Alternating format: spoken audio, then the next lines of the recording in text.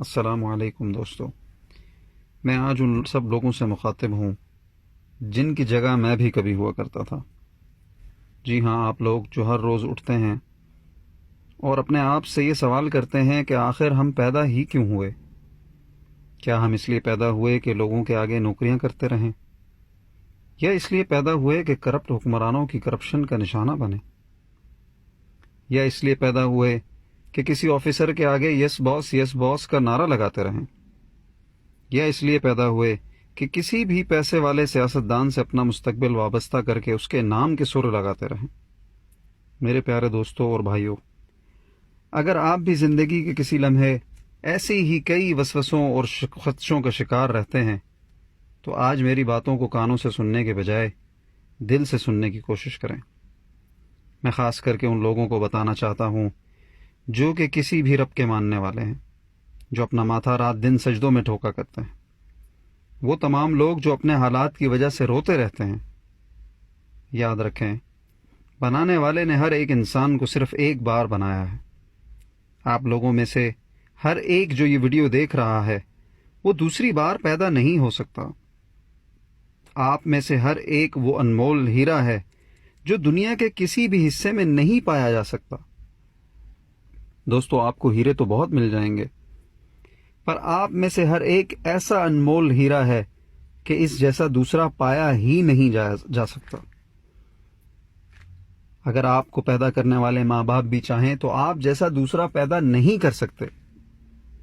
اب میرا سوال یہاں یہ ہے کہ جب بنانے والے نے اتنا خاص اور یکتا بنایا، پھر ہمارا خود کو دوسروں سے کمپیئر کرنا کیوں؟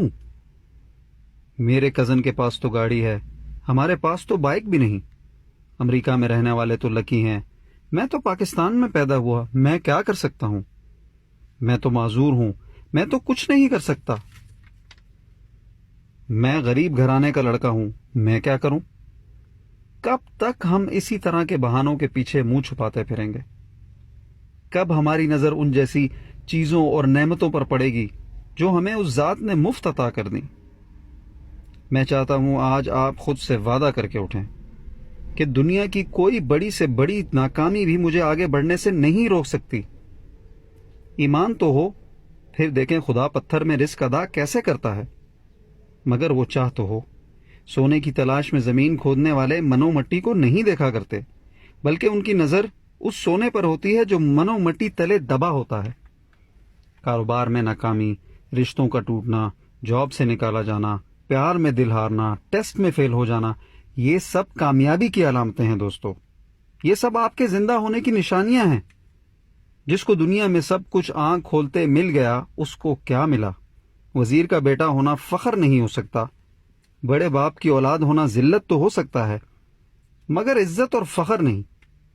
میں آپ سے پوچھتا ہوں، اپنے والد کی کمائی سے لی ہوئی کار چلانے میں بھی کوئی کمال ہے، یا پھر ایک مزدور کے بیٹے کا ڈاکٹر بن جانا کمال ہے؟ ایک گورنر کے بیٹے کا آکسفورڈ سے تعلیم حاصل کر لینا کمال ہے، یا ایک غریب کسان کے بیٹے کا اسکالرشپ حاصل کر لینا کمال ہے؟ میرے دوستو، کتابوں اور کہانیوں میں بڑا آدمی تلاش کرنے کے بجائے اپنے اندر کے بڑے اور عظیم انسان کو جگاؤ۔ میں آپ سے شرط لگاتا ہوں، جو آپ کر سکتے ہیں وہ دنیا کا کوئی انسان نہ کر سکا نہ کر سکے گا، کیونکہ بنانے والے نے وہ صرف آپ کے حصے میں لکھ چھوڑا ہے۔